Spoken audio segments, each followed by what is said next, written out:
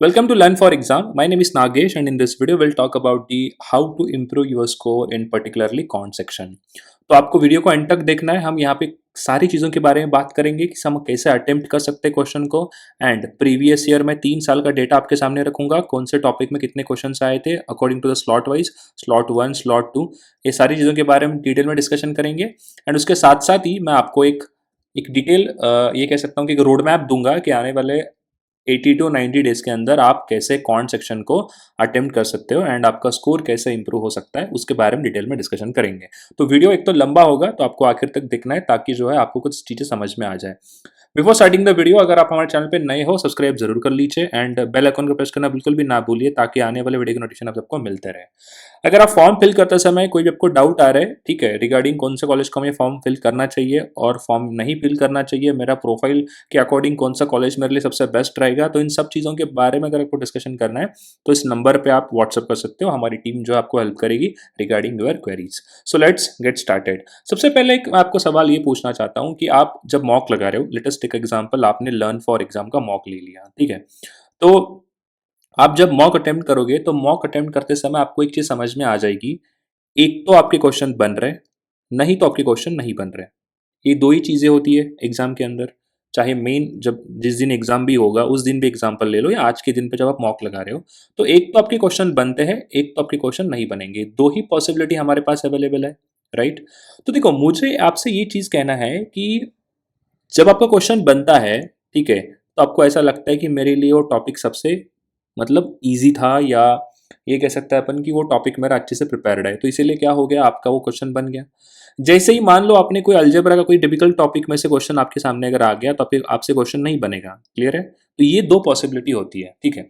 अब इसके अलावा कुछ ऐसे स्टूडेंट हैं यहाँ पे जो जब मॉक लगाते हैं ना, तो मॉक के समय एक चीज़ ऐसी भी आपको दिखी होगी कि आप मॉक जब बनाते हो, जब क्वेश्चन आप अटेम्प्ट करते हो मॉक के अंदर, तब आपसे नहीं बनता है। जब मॉक को आप सबमिट करते हो, सबमिट करने के बाद जब आप उसके साथ एनालिसिस करोगे डिटेल में, तब जो है आपसे क्वेश्चन जो है बन जाता है। क्लियर है? आपको उस समय ये चीज समझ में आ जाएगी कि यार क्वेश्चन तो मेरे से बन रहा है बट एग्जाम के अंदर नहीं बन रहा है। तो ये डिफरेंस आपको दिखा होगा जब आप मॉक लगाते हो।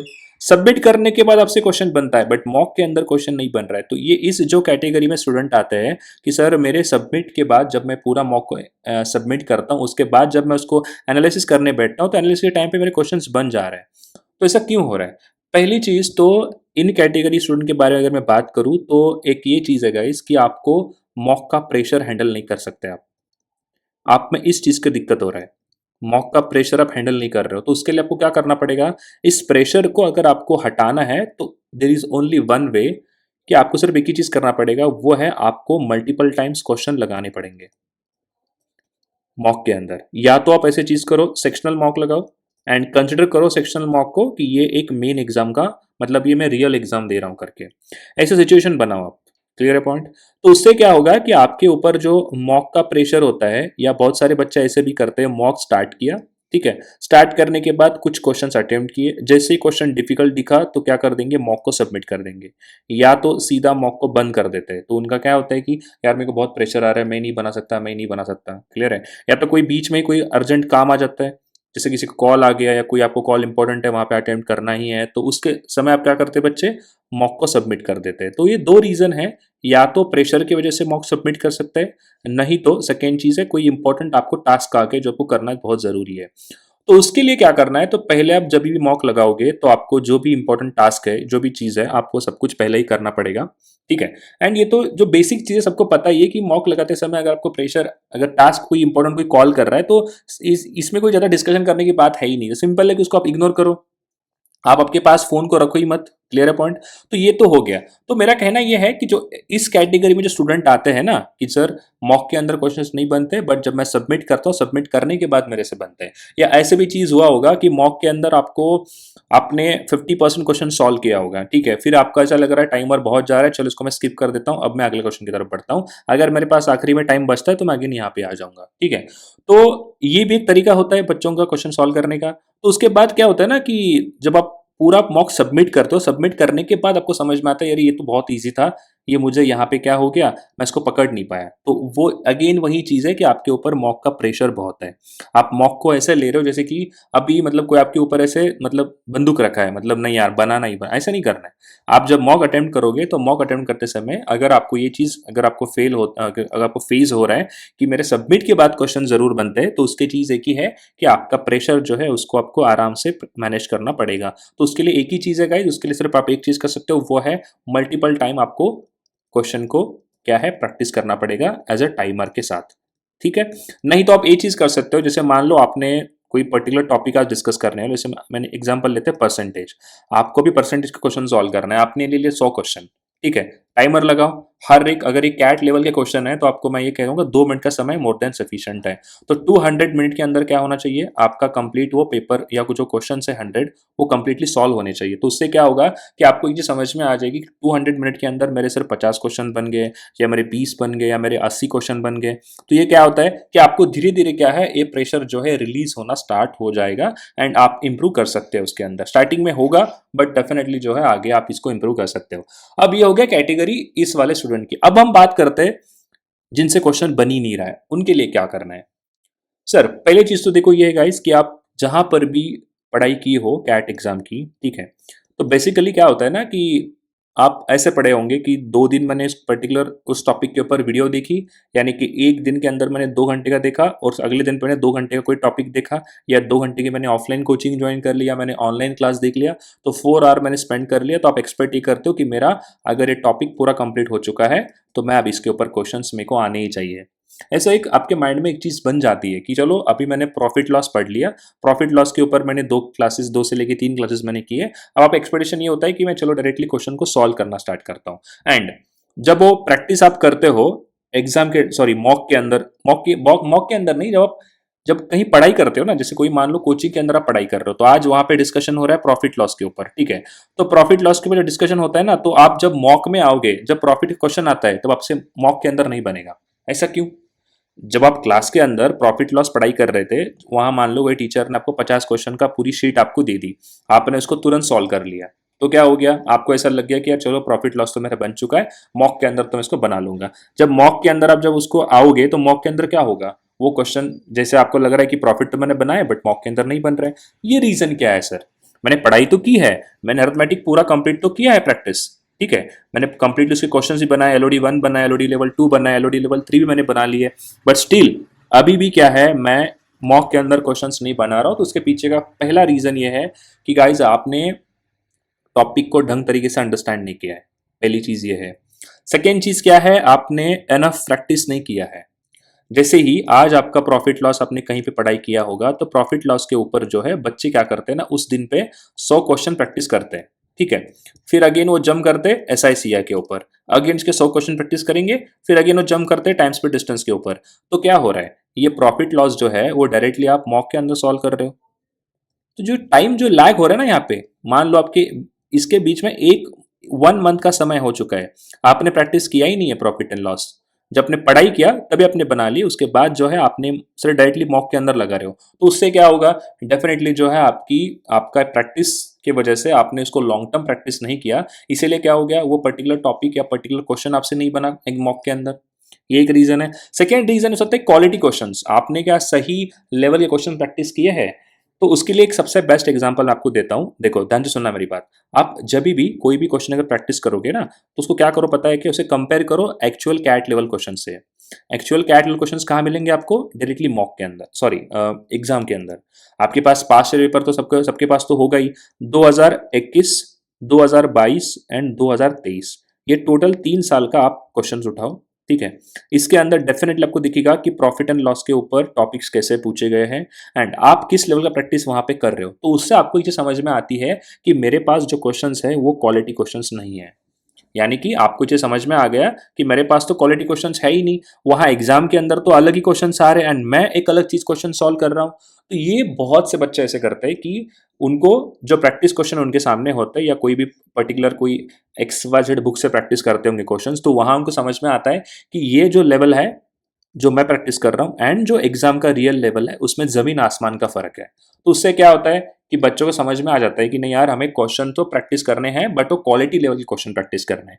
तो ये एक चीज है जिनके मॉक में क्वेश्चन बन ही नहीं रहे। उसके बाद एक और टाइप का जनता ये होता है जो मैंने ऑब्जर्व किया है। जैसे मान लो कि उन्होंने प्रिपरेशन जुलाई के अंदर स्टार्ट की है, कोई ऐसा जनता है कोई जून में स्टार्ट किया है, ठीक है, कोई मई में स्टार्ट कर चुका है, ठीक है, तो कोई ऐसा है जनवरी में प्रिपरेशन स्टार्ट किया है, मतलब ईयर के स्टार्टिंग में ही, ठीक है, अभी भी उससे क्वेश्चन नहीं बन रहे, तो उनको फ्रस्ट्रेशन लेवल बहुत बढ़ जाता है कि यार मैं तो पिछले 6 महीने से प्रैक्टिस कर रहा हूँ, मैंने तो जॉब छोड़ी है पर्टिकुलरली इसके लिए, या मैंने ड्रॉप ईयर लिया है, मैंने पिछले साल भी कैट दिया था, मैंने अगेन ड्रॉप लिया, कहीं पे मुझे 4 लाख का पैकेज वाली कंपनी जो है मेरे को वहाँ पे ऑफर कर रही थी जॉब, बट मैंने कैट के लिए उसको भी मैंने जाने दिया। अब क्या करेंगे? तब आपके ऊपर बहुत ज़्यादा प्रेशर आता है और ये प्रेशर जो है वो मॉक के अंदर देखने को मिलता है आपको। मॉक के अंदर क्या है देखने को मिलता है। फिर अगेन आप क्या सोचते हो, अरे मेरे से कैट तो नहीं हो रहा, एक काम करता हूं मैं, शिफ्ट करता हूं अपना फोकस स्नैप एग्जाम पे, या मैं शिफ्ट करता हूं अपना फोकस एनमैट पे, या मैं शिफ्ट करता हूं अपना फोकस जैड पे। नहीं तो बच्चे फोकस करते हैं सीईटी पे। तो क्या कर रहे हैं आप, एक चीज को डर के आप दूसरी चीज की तरफ जा रहे हो। बट ये भी जो एग्जाम है ये भी अपना एक लेवल मेंटेन करके रखा है ना। हर एक एग्जाम का अलग अलग लेवल है। क्लियर है पॉइंट? जैसे आप स्नैप में आओगे आपको रीडिंग कॉम्प्रहेंशन नहीं दिखेगा, वहां ग्रामर आपको इंपॉर्टेंट है। आप जैसे सीईटी में आओगे, सीईटी में तो सब होता है बट लेवल जो है वो इजी तो होगा, बट यहाँ पे अगेन क्या है, स्पीड का काम है। ये पूरा स्पीड बेस्ड एग्जाम है जो नॉन कैट में आता है। तो अगेन क्या है ना, हर चीज जो है अपना अपना एक लेवल एंड अपना अपना एक डिमांड्स वो आपसे जरूर मांगता है। बट होगा क्या, आप ऐसे ही एक के बाद एक के बाद एक के बाद जंप करोगे एंड आपको एंड ऑफ द ईयर आपके हाथ में कुछ नहीं होगा। तो इसीलिए मेरा कहना यह है कि अभी भी आपके पास समय नहीं गया है। तो मैंने इसके लिए एक चीज यहाँ पे सबसे बेस्ट क्या की है, जिनसे क्वेश्चन अभी भी नहीं बन रहे। सर मॉक के अंदर मेरे 2 ही क्वेश्चन बने, सर मेरे से 3 क्वेश्चन बन गए, सर मेरे से 4 क्वेश्चन बन गए। फिर बच्चा क्या सोचता है कि शायद हो सकता है जिसने जिसका ही मैंने मॉक खरीदा है वो मॉक ही खराब है, या उस कोचिंग वाले ने मॉक बहुत टॉप लेवल पे लेकर गया। ऐसे नहीं है। सुनना मेरी बात ध्यान से। एक तो ना मार्केट में कंपटीशन बहुत चल रही है, तो उसके लिए क्या है, जिसका भी आपने मॉक खरीदा है पहले तो ये चीज आप एक्सेप्ट करो कि वो मॉक्स बहुत अच्छे हैं। जिससे भी आपने मॉक्स खरीदे होंगे, these mocks are really good. वो मॉक्स क्या है, आप जो खरीदे वो अच्छे हैं, ठीक है।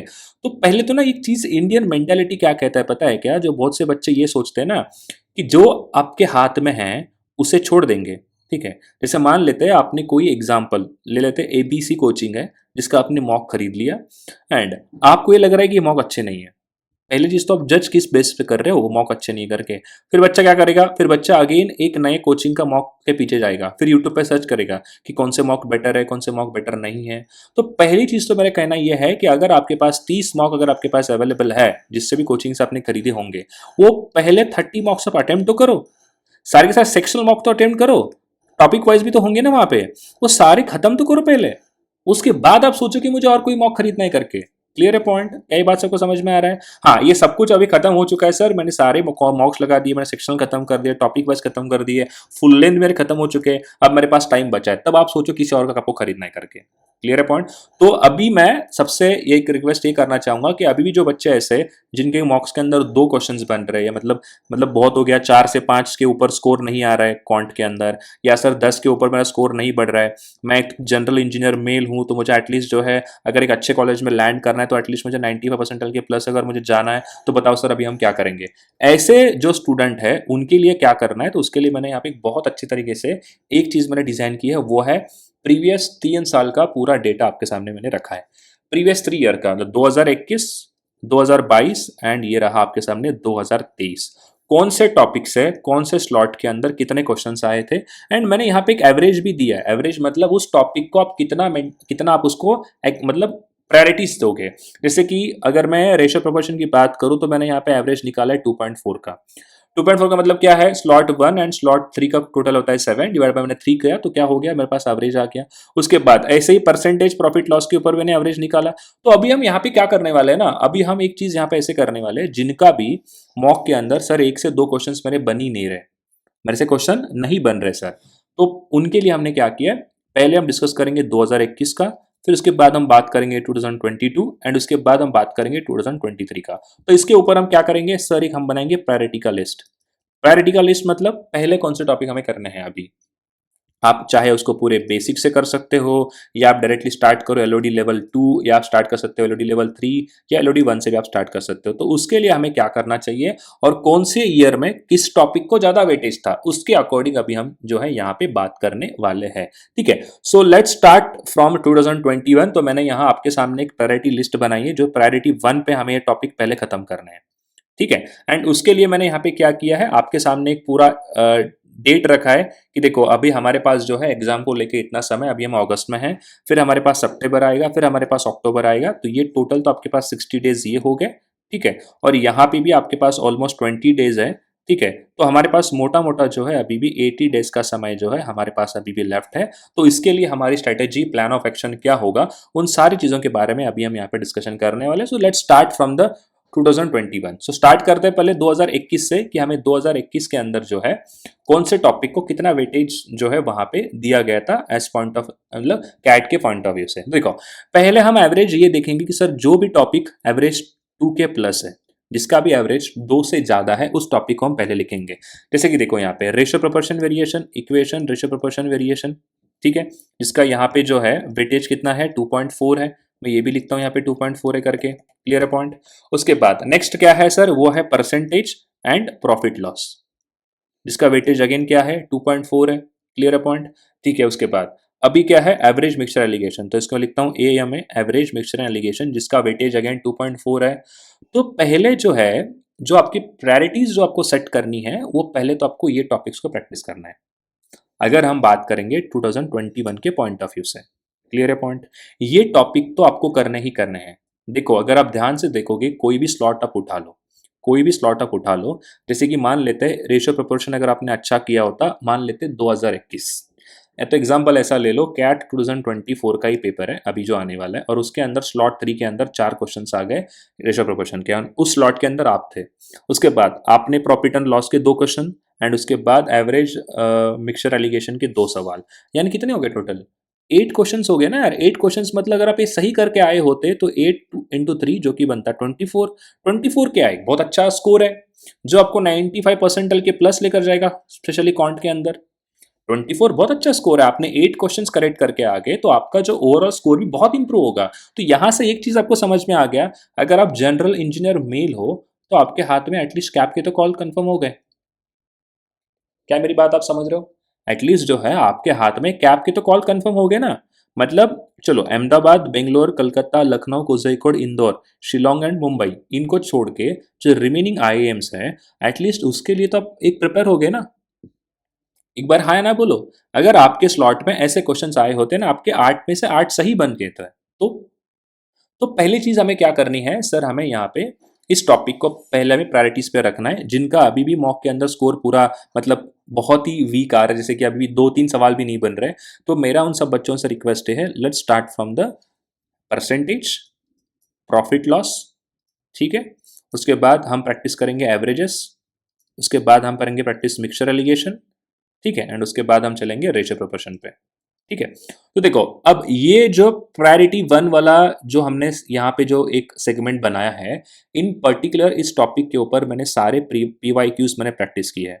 इस चैनल के ऊपर डिस्क्रिप्शन बॉक्स में लिंक भी मैं आपको दूंगा, वहां पे हमने जितने भी प्रीवियस क्वेश्चंस थे, एटलीस्ट हर एक टॉपिक से हमने 15 से 20 सवाल जो है प्रैक्टिस किए हैं, यानी कि percentage, profit loss, average, mixture and ratio proportion, तो टोटल हो गए 5 टॉपिक्स। अगर 15 क्वेश्चन अगर ईच टॉपिक अगर बात करेंगे, तो एटलीस्ट जो है 70 से लेके 80 क्वेश्चन तो आपके यहीं बन गए, जो एग्जैक्ट कैट लेवल है। एग्जैक्ट क्या है, कैट लेवल है, जिससे भी कैट के अंदर पूछे गए थे उसके अकॉर्डिंग 70 से 80 सवाल तो आपके यहीं बन गए। और मैंने कोशिश ये भी किया है कि मैंने हर एक क्वेश्चन को बेसिक से सॉल्व करने की कोशिश की है, उसका बेसिक रूट क्या है, कहाँ से वो टॉपिक आया और कैसे उसको हमने सॉल्व किया। तो ये क्या है, ये हमारा बन गया सर एक प्रायोरिटीज का लिस्ट, जिसके अंदर आपको प्रायोरिटी के अंदर किसको रखना है, इन टॉपिक को तो पहले रखना ही होगा। क्या पॉइंट क्लियर हो गया। अभी आपके पास, आप जब भी पढ़ाई करने बैठ जाओगे तो आपको क्या करना है, इन टॉपिक्स को पहले स्टार्ट करना है, पूरा बेसिक से एक बार पढ़ लो। जैसे सर क्या बेसिक होता है, आप परसेंटेज का पूरा टेबल एक बार रट लो, जो फ्रैक्शन टू परसेंटेज कन्वर्जन होता है। ठीक है, उसके बाद आपको कुछ कुछ जो बहुत फेमस क्वेश्चंस होते हैं, जैसे कि आपको वहां पे देखने को मिलेगा, एक तो आपको मिलेगा एक्सपेंडिचर। ठीक है, एक्सपेंडिचर बेस्ड क्वेश्चंस होते हैं, फिर उसके बाद आपके होते हैं प्राइस एंड कंजम्पशन के बेस, उसके बाद होता है सैलरी वाइज होता है, कितना आपने खर्च किया, कितना सेव किया। उसके बाद आपको देखने को मिलेगा कि कितने वहाँ पे मैंगोज रॉटन हो गए, रॉटन मतलब कितने खराब हो चुके हैं मैंगोज, ठीक है। फिर उसके बाद आपको ये भी चीज़ देखने को मिलेगी कि डिसऑनेस्ट, जैसे चलो डिसऑनेस्ट तो ये प्रॉफिट लॉस में आता है, बट ये परसेंटेज के अंदर इतना तो कंफर्म हो गया। उसके बाद आपको मार्क्स बेस्ड क्वेश्चन आते हैं कि कोई पर्टिकुलर स्टूडेंट है जिसको 20% मार्क्स मिल गए बट फिर भी वो फेल हो गया 20 नंबर से, तो हमें क्या करना चाहिए, ऐसे टॉपिक्स है। क्लियर है पॉइंट। तो इसे तो आपको पहले ऐसे वे में प्रैक्टिस करना है। क्लियर हो गया पॉइंट। आप जैसे इस वे में प्रैक्टिस करोगे इस पूरे क्वेश्चंस को, तो आपको क्या हो जाएगा, एक आपके अंदर एक बूस्टअप हो जाएगा एंड आप जो है वहां पे क्वेश्चन प्रैक्टिस कर सकते हो। एंड उसके बाद पर टॉपिक मैंने 70 से 80 क्वेश्चन से प्रैक्टिस किया आपके साथ, उसको पहले देख लो। उसके बाद हमें क्या करना है, पर टॉपिक हम अच्छे कम से कम एलओडी लेवल 2 की कम से कम हम 50 क्वेश्चन तो प्रैक्टिस करेंगे मिनिमम। क्लियर है पॉइंट। 5 टॉपिक है, इंटू 5 करो, 250 क्वेश्चन हो गए। कोशिश करो कि इसको 2 दिन में खत्म करोगे, 2 डेज। मैं प्रैक्टिस की बात कर रहा हूं, मैं ऐसा नहीं कर रहा हूं कि पूरा पढ़ना ही, नहीं, प्रैक्टिस की बात कर रहा हूं मैं। तो 250 क्वेश्चन आपको प्रैक्टिस करने पड़ेंगे पहले। क्लियर है पॉइंट। तो अभी हमने क्या किया कि 2.4 वाले हमने पहले प्रैक्टिस कर लिए, तो क्या हो गया सर, ये तो हमारी प्रायोरिटीज जो है वो बन गई, तो 2 से ऊपर है, मतलब 2 के प्लस। ठीक है। उसके बाद कुछ ऐसे टॉपिक है जो इसके साथ आप यहाँ पे टाइम एंड वर्क को भी जोड़ दो। इसके साथ साथ आप टाइम एंड वर्क भी प्रैक्टिस कर सकते हो, क्योंकि टाइम एंड वर्क से भी 2 क्वेश्चन आए, तो इसका मतलब 8। देखो सुनना मेरी बात, रेशियो प्रोपोर्शन से 4 क्वेश्चंस थे, 2 question profit and loss, and 2 question जो आपके आ रहे थे एवरेज मिक्सचर से, एंड 2 क्वेश्चन आपके थे टाइम एंड वर्क से। तो 10 क्वेश्चंस तो ही बन गए ना यार। सिर्फ आपने अगर अर्थमेटिक अच्छे से पढ़ाई की होती, अगर आप अर्थमेटिक पढ़ोगे एंड 10 क्वेश्चन आपको अर्थमेटिक से दिख गए, वो भी स्लॉट 3 के अंदर, तो आपके कितने हो गए, 30 नंबर हो गए।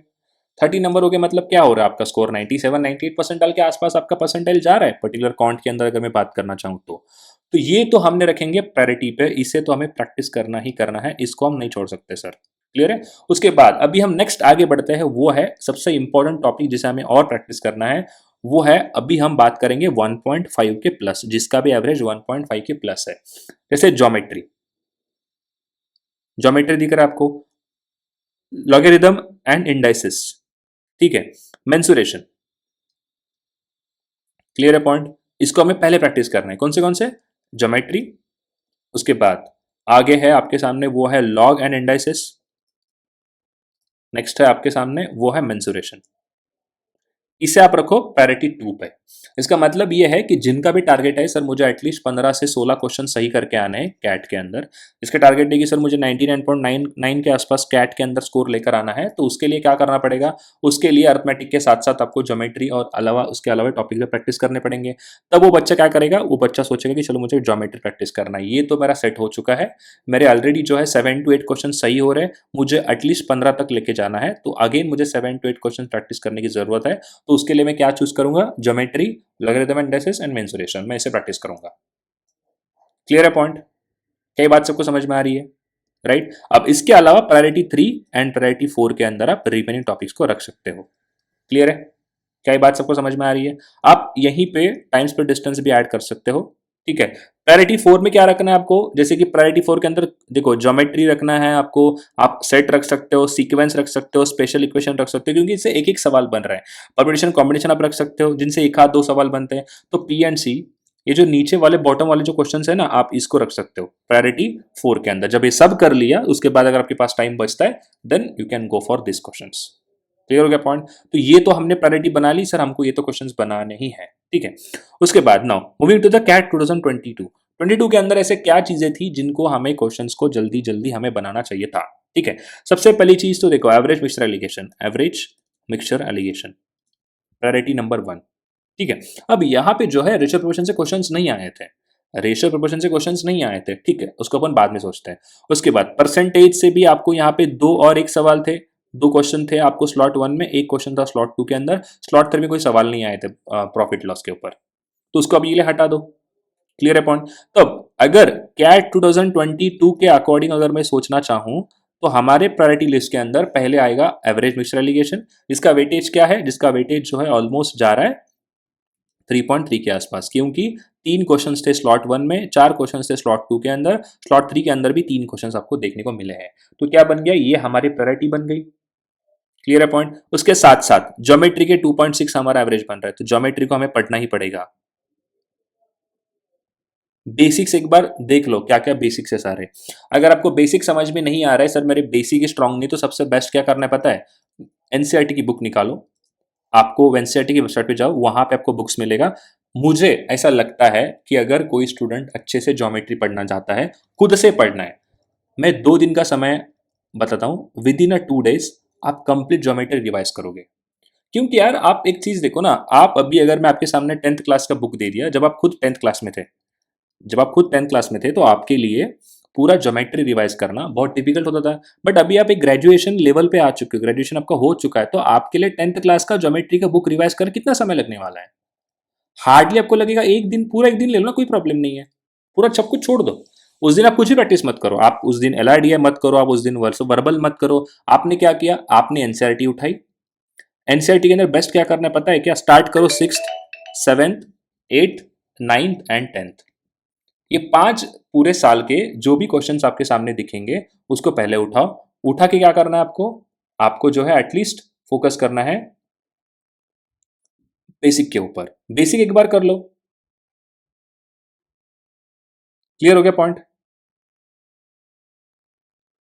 आपको बात समझ में आ रही है? बेसिक्स पूरा कर लो ना, जिनका ऐसा लगता है ना कि सर जो मैं मेरे सामने जो क्वेश्चंस अभी मैं जो कर रहा हूं, जो भी मेरे एलओडी लेवल 2 एलओडी लेवल 3 है, वहां मुझे बेसिक्स अंडरस्टैंड नहीं हो रहा है, मेरे बेसिक स्ट्रांग नहीं है। अरे भाई सिर्फ 2 दिन लगेगा, 2 डेज के अंदर अंदर आप ज्योमेट्री का पूरा जो है रिवाइज कर लो ना एनसीईआरटी से उठा के, क्योंकि बेसिक तो यहीं से आते हैं ना। क्लियर हो गया पॉइंट? देखो क्लासेस के अंदर बताते हैं, जहां भी आपने एडमिशन लिया है वहां बताया होगा, बट वो हो सकता है अभी वापस से जाके वो क्लासेस को पढ़ना रिवाइज करना मेरे लिए उतना समय नहीं है। तो बेस्ट क्या है, आप खुद पढ़ लो। उसके लिए क्या करना है, स्टार्ट करो एनसीईआरटी से, ज्योमेट्री का पूरा बेसिक पढ़ लो एक बार। इससे क्या होगा कि आपका बेसिक जो है स्ट्रांग होगा। एंड डेफिनेटली मैं ये चीज कहता हूँ, आप जब प्रैक्टिस करोगे, प्रैक्टिस करने के बाद आप कमेंट बॉक्स में नीचे आके मुझे आंसर करो कि सर हमने एनसीईआरटी प्रैक्टिस की, जिससे क्या हो गया, मेरे सारे बेसिक्स जो है वो स्ट्रांग हो गए, एक बार मैंने रिवाइज कर लिया। कोई नोट्स वगैरह बनाने की जरूरत नहीं है, सीधा आपने क्या किया, एक आपके फोन के अंदर लैपटॉप के अंदर पीडीएफ्स लगाओ, और क्या करना है आपको, सारे के सारे उस पर्टिकुलर टॉपिक को एक बार आपने रिवाइज कर लिया। इसके अंदर हो सकता है ट्रायंगल की प्रॉपर्टी आपने दोबारा पढ़ लिया, उसके बाद सर्कल का आपने पूरा पढ़ लिया, सेमी सर्कल क्या होता है, सब कुछ एक साथ रिवाइज हो गया। क्लियर है पॉइंट? ये बात सबको समझ में आ रही है? तो मेरा कहने का मतलब ये है कि अकॉर्डिंग टू द कैट 2024-22 यहाँ पे average, mixture allegation, geometry and उसके साथ साथ आपको यहाँ पे देखने को मिलेगा क्वाड्रेटिक इक्वेशन। यहाँ से जो है क्वेश्चंस बहुत आए थे, तो हमें सर ये तो करना ही होंगे, क्वाड्रेटिक इक्वेशन को आपको प्रैक्टिस करना ही पड़ेगा। तो यहाँ से हमें क्या निकल के आ गया कि सर प्रायोरिटी 1 के ऊपर हमें इन टॉपिक के ऊपर रखना पड़ेगा, क्योंकि क्वेश्चंस बहुत देखने को मिले थे। क्लियर हो गया पॉइंट? तो देखो एवरेज मिक्सर एलिगेशन से आपको टोटल 3 स्लॉट में मिला के 10 क्वेश्चन आए थे। क्लियर हो गया? उसके बाद यहां पे जो है 8 क्वेश्चंस थे ज्योमेट्री से पूरे साल के अंदर। उसके बाद यहां पे आपको देखने को मिलेंगे कि क्वाड्रेटिक इक्वेशन से 7 क्वेश्चंस आपको देखने को मिलेंगे टोटल। तो ये तो हमारे प्रायोरिटी लिस्ट नंबर 1 पे आ गया ना, इसको तो हमें प्रैक्टिस करना ही करना है, इसे तो हम छोड़ नहीं सकते। हम अभी क्या कर रहे हैं ना, हर साल का बनाएंगे, उसके बाद हम सबको मिक्स करके एक प्रायोरिटी की लिस्ट बनाते हैं जिसको हमें पहले प्रैक्टिस करना है। ठीक है? जैसे कि देखो प्रायोरिटी 1 इन 2022 एंड प्रायोरिटी 1 इन 2021 के अंदर देखो आप, रेशियो प्रोपोर्शन कॉमन है। ये टॉपिक क्या है आपको कॉमन दिख रहा है, तो आपको उसको करना पड़ेगा पहले, ऐसे हम निकालेंगे। ठीक है? उसके बाद नेक्स्ट जो प्रायोरिटी हमारी आती है वो है सर 1.5 के ऊपर, जो भी हमारा एवरेज यहाँ पे आ रहा है उसके अकॉर्डिंग हम उसको सिलेक्ट करते हैं। अभी देखो 1.5 के ऊपर देखो प्रोग्रेशन आपको दिख रहा है, यहाँ पे प्रोग्रेशन है। ठीक है? उसके बाद आप यहाँ देखो, फिर अगेन टाइम स्पीड डिस्टेंस भी ऐड कर लो इसी के अंदर, क्योंकि थोड़ा बहुत ऊपर नीचे है वो भी। नंबर्स आपके सामने है, नंबर सिस्टम आपको करना पड़ेगा। उसके साथ साथ देखो, उसके साथ साथ क्या दिख रहा है आपको, अगेन जो 1.5 के प्लस है, इतने क्वेश्चंस जो है जो 1.5 के आपके सामने दिख रहे हैं। तो देखो मेरा कहने का मतलब ये है कि आपकी जो प्रायोरिटी नंबर जो लिस्ट 2 होगा, उसके अंदर हमें क्या करना है, उसके अंदर हमें इन टॉपिक को रखना है। तो पहले आप स्टार्ट करोगे एलिगेशन मिक्सचर, ठीक है, एवरेजेस। उसके बाद आप जाओगे ज्योमेट्री। ज्योमेट्री सर कहाँ से पढ़ना है, मेरे बेसिक स्ट्रांग नहीं है, बस एनसीईआरटी उठाओ, 2 दिन का समय ले लो। ठीक है? आप चाहे तो उसका जेरोक्स करके लाओ कि सर ये टॉपिक जो है मेरे लिए इंपॉर्टेंट है, उसके ऊपर हाईलाइट करो सर ये पॉइंट्स जो मुझे नहीं आ रहे थे। अब उसके बाद आप एलओडी लेवल 2 सॉल्व करके देखो, डेफिनेटली आपका सॉल्व होगा। मैं मेरी बात याद रखना, आप एनसीईआरटी जब बनाओगे ना, एनसीईआरटी बनाने के बाद आपको एक अलग ही लेवल का क्या होगा, कॉन्फिडेंस बूस्ट हो जाएगा। आपको ये समझ में आ जाएगी कि हाँ सर कि ये मेरे से बेसिक नहीं बन रहे थे। क्लियर है पॉइंट? सेम आप कर सकते हो क्वाड्रेटिक इक्वेशन के अंदर। अगर आपको क्वाड्रेटिक इक्वेशन के अंदर अभी भी नहीं समझ में आता है, आपने किसी क्लास देख लिया फिर भी बेसिक समझ में नहीं आ रहा है, गो विथ एनसीईआरटी। ये कैट के लिए मैं कह सकता हूँ कोई आपको ये कंसर्न नहीं करता है, क्योंकि मोस्टली बच्चा क्या करता है ना, 6 मंथ और 4 मंथ या सोचता है कि 3 मंथ्स में मैं कैट निकाल लूंगा। ऐसा नहीं होता है। अगर आप यूपीएससी का एग्जाम्पल लोगे तो यूपीएससी के अंदर जो है एनसीईआरटी सबसे फर्स्ट होता है। एनसीईआरटी पढ़े बिना बच्चे आगे नहीं जाते, क्योंकि यही तो उसका पूरा बेस है। तो सेम हमारे लिए कैट भी जो क्या है, कैट के अंदर बेस हमारा एनसीईआरटी है, बट कोई नहीं प्रिपेयर करता है इसको। क्लियर है पॉइंट? तो मेरा कहने का मतलब ये है कि जो भी टॉपिक आपको आपके सामने कुछ भी नहीं आता है आपको, सर उसके अंदर मैं जीरो हूँ, कुछ नहीं करना है बॉस, सीधा आप जाओ एनसीईआरटी उठाओ, प्रोग्रेशन आपको प्रैक्टिस करना है, प्रोग्रेशन से स्टार्ट करो। नंबर सिस्टम को नहीं पता है, सर मुझे कंफ्यूजन होता है बार बार, रैशनल नंबर, इरेशनल नंबर, इन सबके रूल्स वगैरह कुछ नहीं आता है, सीधा उठो एनसीईआरटी, एक बार अच्छे से रीड कर लो, एक टॉपिक को 2 दिन दे दो। पहले स्टार्ट करो ज्योमेट्री से। मैंने क्या किया सर, ज्योमेट्री को मैंने 1 दिन दे रहा हूँ या 2 दिन, 2 दिन के अंदर मैंने क्या किया, पूरा रिवाइज कर लिया। तो अभी जो हमारे पास ये अगस्त है ना, ये जो अगस्त मंथ है, अगस्त मंथ कंप्लीट होने तक, ये पूरा कंप्लीट होने तक हम यही चीज करेंगे। अभी Elodie level 1, Elodie 2, Elodie 3 question practice मत करो। जिनको भी कुछ भी नहीं आता, जिनके 1-2 क्वेश्चन भी नहीं बन रहा है, उसके पीछे रीजन एक ही है कि इसका बेसिक स्ट्रांग नहीं है। बहुत सारे क्वेश्चंस आपको देखने को मिलेंगे कैट के अंदर जो सिर्फ बेसिक से सॉल्व होते हैं। बेसिक अंडरस्टैंडिंग अगर आपके सामने है, आप क्वेश्चंस को बहुत ईजी वे में बना सकते हो। क्लियर हो गया पॉइंट?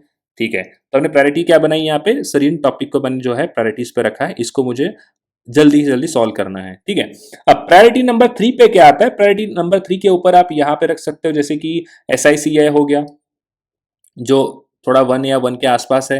एस आई सी हो गया, पीएनसी हो गया, सिंपल इक्वेशन हो गया। उसके बाद आप रेशियो प्रोपोर्शन प्रैक्टिस कर सकते हो।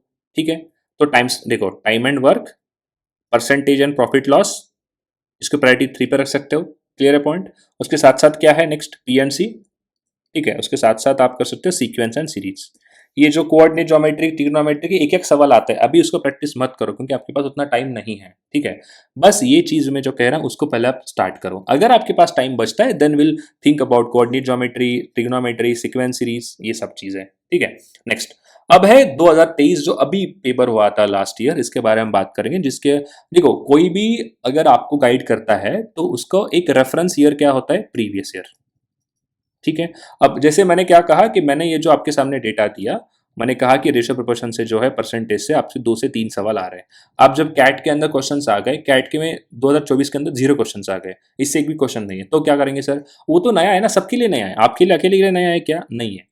आपने क्या रेफरेंस बनाया था, आपने रेफरेंस ये बनाया था कि मेरा रेफरेंस में मैं अरिथमेटिक को प्रायोरिटी पे रख रहा हूँ, बट वहां अरिथमेटिक के अंदर 4 ही क्वेश्चन आ गए मेरे वाले स्लॉट में, तो वो आपके आपके अकेले के साथ हुआ है क्या, नहीं हुआ है, सबके साथ होगा। तो वो नॉर्मलाइजेशन के अंदर क्लियर हो जाएगा, तो उसको डरने की बात नहीं है। ठीक है, नाउ अभी हम बात करते हैं अगेन प्रायोरिटी नंबर 1, 2023 का हम डेटा यहाँ पे बात करने वाला है, जिसके अंदर हम सबसे ऊपर प्रायोरिटी पे रखते हैं वो है अगेन एवरेज मिक्सड एलिगेशन, जिसपे वो 2 हमारा एवरेज आ रहा है। उसके साथ साथ हम रखेंगे अगेन ज्योमेट्री। ठीक है, उसके साथ हम रखेंगे क्वाड्रेटिक इक्वेशन। ठीक है, उसके साथ साथ हमारे पास अगेन क्या है, मैं यहाँ पे कंसिडर कर सकता हूँ टाइम स्पीड डिस्टेंस। ठीक है, और आप ये ले लो रेशियो प्रोपोर्शन, वेरिएशन। ठीक है, और क्या है हमारे साथ, हमारे पास है सर, और ये नंबर्स, ये मैंने बना ली, एक मैंने बनाया इसका एक, और लॉगरिदम, लॉगरिदम एंड इंडाइसिस। आप अगर कैलकुलेट करोगे, देखो ध्यान से सुनना मेरी बात, 2 क्वेश्चंस थे रेशियो प्रोपोर्शन से, 3 क्वेश्चंस थे प्रॉफिट लॉस एंड परसेंटेज, उसके बाद 2 क्वेश्चंस थे यहाँ पे एवरेज मिक्सड एलिगेशन से, उसके बाद 4 क्वेश्चंस आए थे लॉग एंड इंडाइसिस, 3 क्वेश्चंस थे ज्योमेट्री से, 2 क्वेश्चंस थे सिर्फ प्रोग्रेशन से। तो मुझे एक बात बताओ, अगर आपने इतना भी किया होता ना, तो देखो ये 5 और ये हो गया टोटल 5 10, और ये हो गया टोटल आपके 4 और 2 6, मतलब आपने 16 क्वेश्चन आपको सिर्फ यहाँ से आया है, सिर्फ इस टॉपिक से।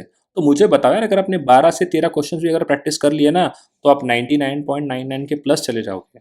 तो जो हमने प्रायोरिटी नंबर 1 पे किसको रखा है, 2023 के कैट के अंदर हमने प्रायोरिटी नंबर 1 पे रखा है average mixed alligation, geometry, quadratic equation, time speed distance, ratio proportion, number system and logarithm.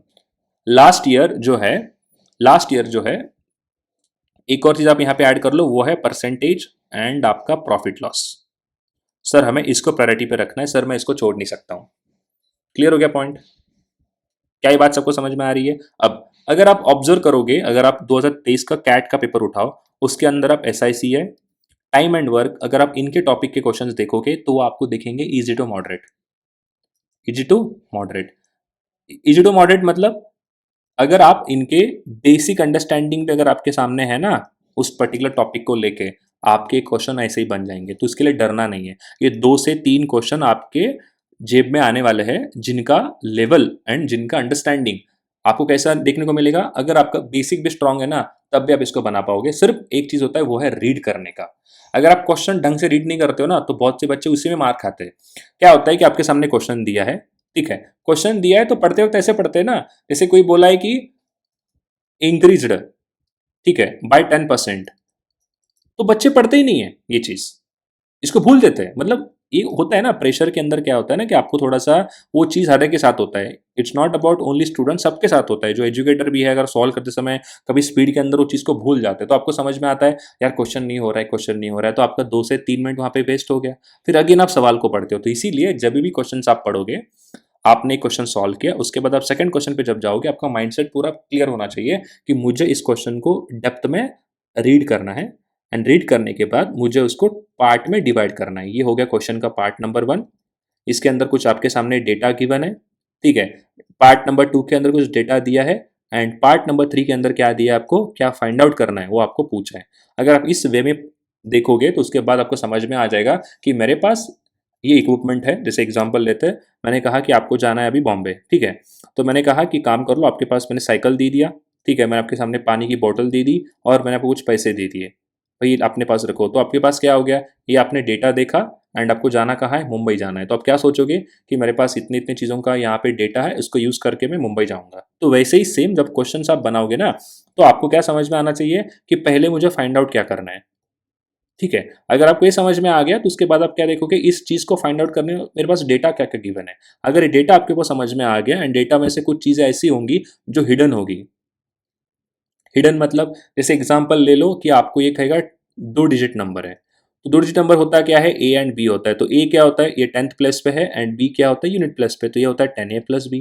जैसे मैंने कहा 32 का मैंने एग्जांपल दिया, तो ये क्या होता है 30+2 होगा। मैंने इसको इंटरचेंज कर लिया, मतलब इंटरचेंज करने मतलब बी से ए हो गया, तो क्या हो गया 10b एंड 10a हो गया, सॉरी 10b एंड ए क्या हो गया, ए हो गया। तो ये कुछ बेसिक चीजें होते हैं जो आपको समझ में आ जाती है, तो उतना हिडन क्या है उसके अंदर आप समझ जाओगे, तो आपके लिए वो चीज क्या हो जाएगी, एकदम आसान हो जाएगी। तो ये जो है आपके सामने मैंने पूरा डेटा रखा था 2021, 2022 एंड 2023। अब ये चलो सर, ये तो आपने बता दिया, अब बताओ सर हमें करना कैसे है। देखो, हमने प्रायोरिटी 1 के अंदर कौन से टॉपिक लिए, देखो पहले तो हमारे सामने एवरेज है, तो ये जो आपकी प्रायोरिटी बनने वाली है, अभी आपको क्या करना है, एवरेज, ठीक है। उसके साथ साथ आप करोगे मिक्सचर एलिगेशन, ठीक है। पॉइंट अगर मैं 2021 के पॉइंट ऑफ व्यू से बात करूंगा, तो आपके लिए परसेंटेज एंड प्रॉफिट लॉस, ये जो टॉपिक है वो आपके लिए इंपॉर्टेंट होने चाहिए। एंड उसके साथ साथ आप स्टार्ट करो from time and work. Time and work ये आपको करना ही करना है। क्लियर है पॉइंट।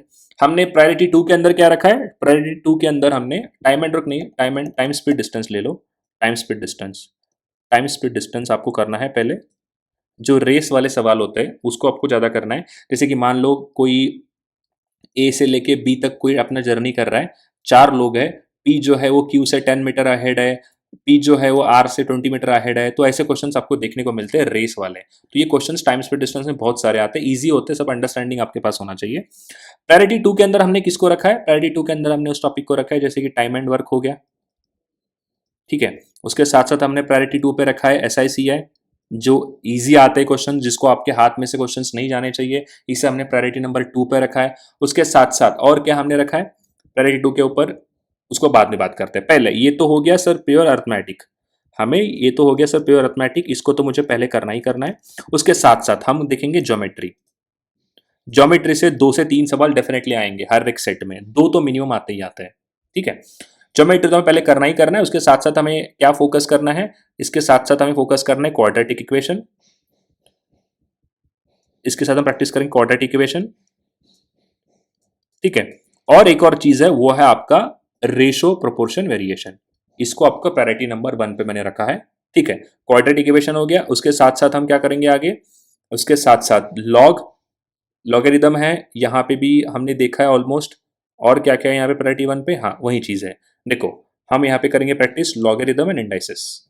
लॉग लॉग अगर आप छोड़ भी दिए, लॉग छोड़ दो, आप इंडाइसिस कर लो सिर्फ, ये हमें करनी है। तो ज्योमेट्री एक अपना अलग ही टॉपिक है पूरा, मतलब बहुत बड़ा टॉपिक है ज्योमेट्री।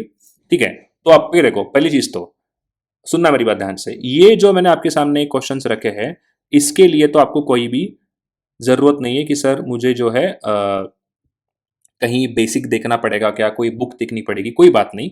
जो भी आपने आपके सामने जो भी मटेरियल है उसमें से आपको क्या करना है, बेसिक क्वेश्चन स्टार्ट करो।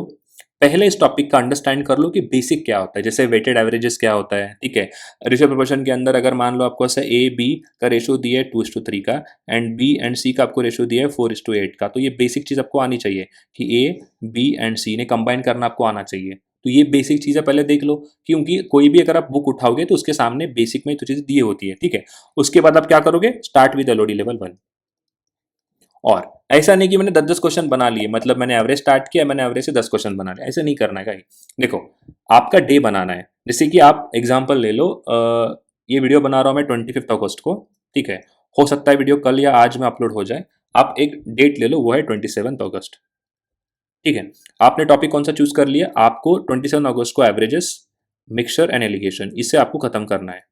और इसके ऊपर आपने टारगेट क्या ले लिया, सर इसके ऊपर जो है मुझे बेसिक अंडरस्टैंडिंग आनी चाहिए करके मैंने टोटल 250 क्वेश्चन प्रैक्टिस किए वन गो में। मतलब एक बार आपने सॉल्व करने बैठ गए, उसके बाद क्या करना है आपको, सॉल्व करते रहना है। ऐसे नहीं 10 क्वेश्चन बना लिए फिर छोड़ दिए, नहीं, 250 क्वेश्चन आपको प्रैक्टिस करने इन पर्टिकुलर टॉपिक के ऊपर। उसके साथ साथ क्या करना है आपको, उसके साथ साथ पीवाईक्यू देखने हैं, जैसे मैंने इसके ऊपर अपलोड किया अपने चैनल के ऊपर। एक बार पीवाईक्यू देख लो, ये हो गए 30 क्वेश्चंस जो एग्जैक्ट कैट लेवल के होंगे। तब आपके माइंड में एक चीज समझ में आ जाएगी कि जो मैंने क्वेश्चन प्रैक्टिस किए हैं और जो ये सर मुझे करवा रहे हैं, इनमें डिफरेंस क्या है। क्लियर हो गया पॉइंट। उससे क्या बनता है, आपका एक रेफरेंस बनेगा कि सर चलो मैंने इतने क्वेश्चन तो बना लिए। अब क्या करना है, लास्ट में 1-2 दिन के बाद, जब इतना चीज आपने एक दिन में करना है, ये होगा, ये पॉसिबल है। अगर आप मिनिमम 7 to 8 आवर अगर आप दोगे अच्छे से, तो ये टॉपिक एक दिन में खत्म हो जाता है पूरे के पूरे। सुबह से लेकर शाम तक सिर्फ यही चीज करो अभी। क्लियर हो गया पॉइंट। तो यही तो आपके मन में डर है ना। उसके बाद क्या करना है, इसके साथ साथ आप 1-2 दिन के बाद क्या करना है आपको, एलओडी लेवल 2 एलओडी लेवल 3 के क्वेश्चन प्रैक्टिस करेंगे, 2 से 3 10-12 क्वेश्चन जैसे भी आए। कोई आपने सेक्शनल मॉक लगा लिया, कोई आपने मान लो कहीं पे कोई टीचर्स प्रैक्टिस करवा रहा है यूट्यूब के ऊपर, वहां से हमने पढ़ लिए, तो वो तो चीज़ अलग है। ठीक है, तो ऐसे हर एक टॉपिक को ले लो। उसके बाद आप स्टार्ट करो 28 अगस्त। 28 को आप क्या करोगे, 28 आप करोगे percentage and profit loss. Again इसके बेसिक सवाल कितने करोगे आप, 250। अगेन कितना करोगे आप, 250 बेसिक सवाल प्रैक्टिस करोगे। ठीक है, उसके साथ साथ आप क्या करोगे, पीवाईक्यू जो हमारे चैनल पे अभी अवेलेबल है 30 क्वेश्चंस। ये हो गया 28 का प्लानिंग। क्लियर हो गया पॉइंट। ये चीज करके देखो यार, आपको डेफिनेटली इसमें इंप्रूव होगा, ये ट्राइड एंड टेस्टेड है। ठीक है, उसके बाद आगे क्या करेंगे अपन, अगेन आप चूज कर लो टाइम स्पीड डिस्टेंस। 29 को आप करोगे, 29 को टाइम स्पीड डिस्टेंस। अगर गाइज आपने ये कर लिया ना, ये 3 दिन में, 3 दिन के बाद आपको डेफिनेटली एग्जाम के अंदर एटलीस्ट आप 4 से 5 क्वेश्चन बनने की आपकी औकात बन जाएगी। 4 से 5 क्वेश्चन डेफिनेटली बनाओगे आप, जिसमें क्या है, सेक्शनल कट ऑफ तो निकलेगा ही निकलेगा, एंड आप ऑलमोस्ट 90% के आसपास टच करोगे। एंड आप उस क्राउड में आओगे जो कट ऑफ क्लियर करते हैं। क्लियर है पॉइंट, क्या ये बात सबको समझ में आ रहा है। ठीक है, उसके साथ एक बार आपने ये चीज अचीव कर लिया, उसके साथ आप क्या करो, देन गो विद ज्योमेट्री। तो ज्योमेट्री को क्या करना है सर, ज्योमेट्री को हम एक चीज करेंगे, वो है start from the NCERT. Sir मुझे बेसिक्स नहीं आते, मुझे रे क्या है पता नहीं है, मुझे पॉइंट क्या है, यहां से स्टार्ट करो। ये 6th क्लास के एनसीईआरटी में दिया है पूरा, यहां से आपको ये बेसिक बिल्ड होता है। इसको आप चाहे तो ज्योमेट्री को 2 दिन दे दो, 2 डेज के अंदर अंदर आप पूरा बेसिक्स कवर कर लो, जिसके सारे थ्योरम्स भी आ जाएंगे। जितने भी थ्योरम्स है उसको एक बार अच्छे से रिवाइज कर लो। क्लियर है। कैट के अंदर जब क्वेश्चंस, उसको एप्लीकेशन देखो, कैट के जो क्वेश्चंस होते हैं ना, उसके अंदर थ्योरम तो यूज नहीं होगा, बट उसका एप्लीकेशन यूज होगा। क्लियर है पॉइंट। एक बार कर लिए 2 दिन में, उसके बाद अगेन आप क्या करोगे, ज्योमेट्री के ऊपर जो कंप्लीट सारे चैप्टर्स है ज्योमेट्री के, ट्रायंगल सब कुछ, पैरेललोग्राम, ये वो, उसके आप 300 क्वेश्चन प्रैक्टिस करोगे। बेसिक क्वेश्चन, प्योर बेसिक, जिससे क्या होगा, आपका एक लेवल बिल्ट होगा। ठीक है, ये बेसिक क्वेश्चन, ये 2 दिन एनसीईआरटी, उसके साथ साथ आपको क्या करना है, बेसिक के अलावा आप थोड़ा सा एडवांस लेवल क्वेश्चन प्रैक्टिस कर लो जब आपके सामने बुक अवेलेबल होगी। तो इसको मिला के टोटल आप दोगे 4 डेज का टाइम। ये 4 डेज में आप इतना कुछ अच्छे से पढ़ जाओगे, इतना कुछ आपको अच्छे से पढ़ाई हो जाएगी, उसके बाद आपको किसी की जरूरत नहीं है। क्लियर है पॉइंट? वो एक लेवल आप जब ये चीज कर दोगे ना, यहां तक मैं कह रहा हूं, यहां तक ये अटेंड करके देखो पहले। अगर ये आपके पास हो गया ना, तो उसके बाद आपको खुद को समझ में आ जाएगा कि ये जो तरीका मैं अप्लाई कर रहा हूं, ये मेरे लिए बहुत ज्यादा यूजफुल है। तो डेफिनेटली क्या है, आप धीरे धीरे धीरे अगेन खुद ही टाइम टेबल बनाओगे। मैं आज करूंगा क्वाड्रेटिक इक्वेशन, क्यों? क्योंकि आपको इंप्रूवमेंट दिखता है। क्लियर है पॉइंट? अगर आप मैं जिम की बात करूंगा ना, देखो बहुत सारे बच्चे जिम पे जाते हैं, राइट? बहुत सारे स्टूडेंट है जो जिम ज्वाइन करते हैं।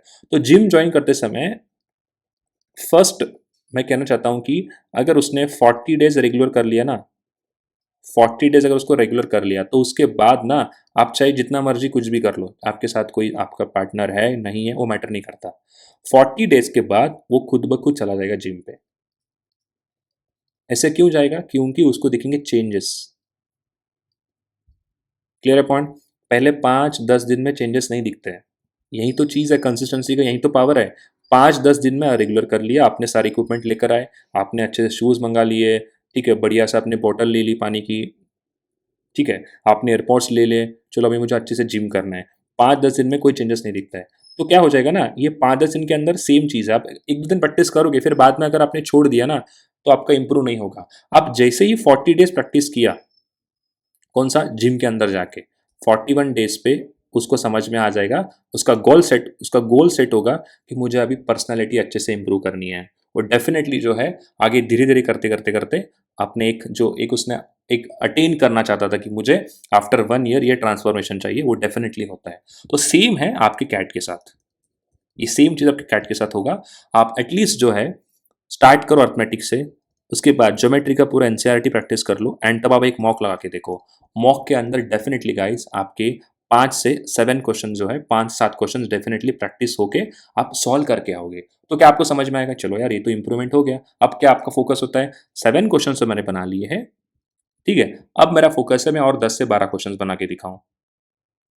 उसके लिए क्या करना है, आप जाओगे क्वाड्रेटिक इक्वेशन, आप करोगे सीक्वेंस एंड सीरीज, आप करोगे मेंसुरेशन, और डेफिनेटली आपको ये चीज़ समझ में आ जाएगी कि यहाँ से ये करने के बाद ये मैंने लेवल अटेंड किया है, तो काम करते हैं जो रिमेनिंग है उसको भी कर लूँगा ताकि मेरा लेवल अटेंड हो जाएगा।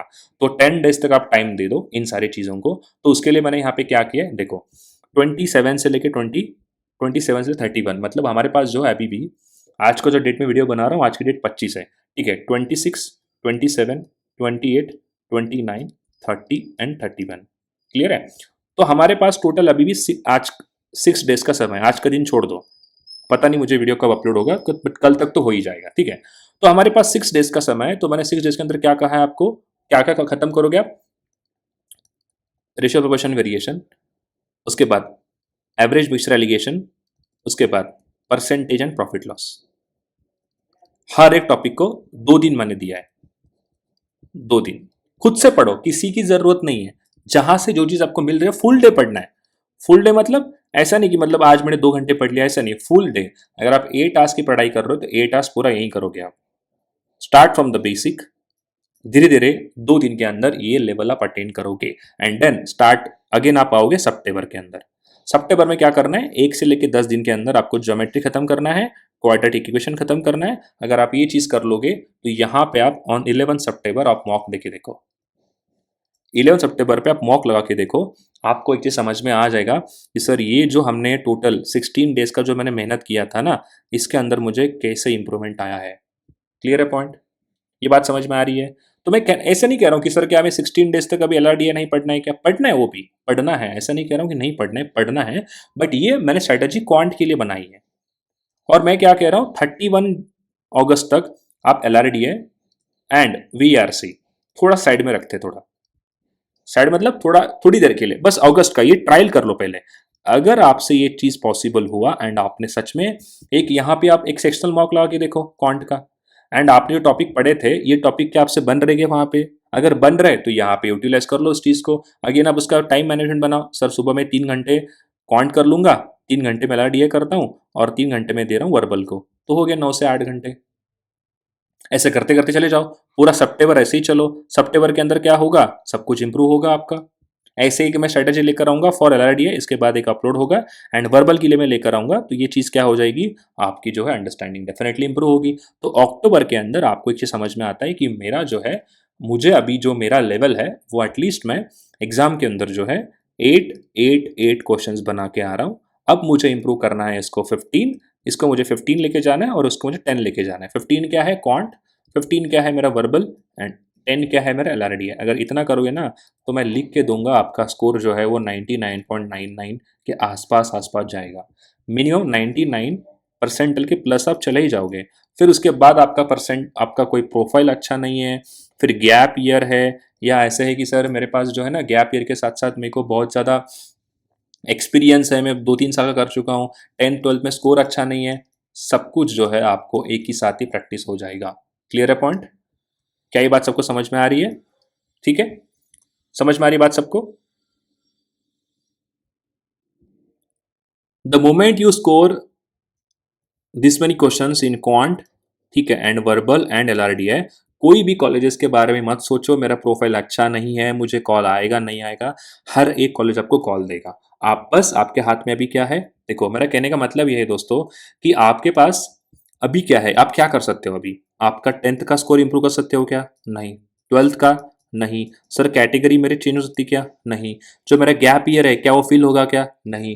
मेरा एक्सपीरियंस क्या कम हो सकता है क्या? नहीं, कुछ भी नहीं हो सकता है अभी। सिर्फ एक चीज़ पॉसिबल है, वो है मॉक के अंदर आप स्कोर अच्छे से लेकर आओ एंड कैट एग्जाम के अंदर भी आप स्कोर जो है अच्छे से लेकर आओ। इसके लिए आपको क्या करना है, ये सारे मैंने जो चीज़ें आपको बताई है वो डेफिनेटली आपका इंप्रूव होगा। तो ये जो 30 डेज आपके सामने है एंड ये जो 20 डेज आपके यहाँ पे है, तो यहाँ पे टोटल 50 डेज आप एकदम आराम से निकालोगे। आपका माइंडसेट एंड जो है आपका पूरा जो एक दिमाग होता है ना, तो वो डेफिनेटली एग्जाम डे के लिए प्रिपेयर हो जाएगा। तो मेहनत आपको यहाँ पे करना है। क्लियर है पॉइंट? अगर ये आपने चांस गवा दिया एंड अगर आपके अगस्त के 6 दिन भी चले गए, तब भी जो है आपको प्रेशर बहुत आएगा और आपने पढ़ाई किया भी होगा तब भी आपके क्वेश्चंस नहीं बनेंगे। क्लियर है पॉइंट? तो ये चीजें जो मैंने आपको डिस्कस की है, ठीक है, तो जरूर इसको दिमाग में रखो। एंड उसके साथ साथ जो है, अगर आपको हमारा चैनल ज्वाइन करना है तो डिस्क्रिप्शन बॉक्स में हमने लिंक दिया है जहां पे मैसेज डायरेक्टली गुरप्रीत सर से आता है रिगार्डिंग आपका क्विज हो गया, कोई भी आपको क्लास का अगर लिंक हमने शेयर करना हो गया तो सब कुछ यहाँ पे अवेलेबल होता है। उसके साथ साथ आप हमारा कैट का टेस्ट सीरीज चेकआउट कर सकते हो। ऑलमोस्ट स्टार साथ एनमैट एंड स्नैप का भी हमारे पास टेस्ट सीरीज अवेलेबल है, ठीक है। उसके अलावा जो है, अगर आपको कैट के प्रीवियस पेपर्स चाहिए, सर जैसे मुझे पिछले 10 साल के पेपर दे दो, मैं अभी उसको बैठ के रिवाइज करने वाला हूँ, तो आप यहाँ पे इस नंबर पर व्हाट्सअप कर दीजिए। हमारी टीम जो आपको डेफिनेटली हेल्प करेगी फॉर प्रीवियस ईयर पेपर, ठीक है, along with the slot also.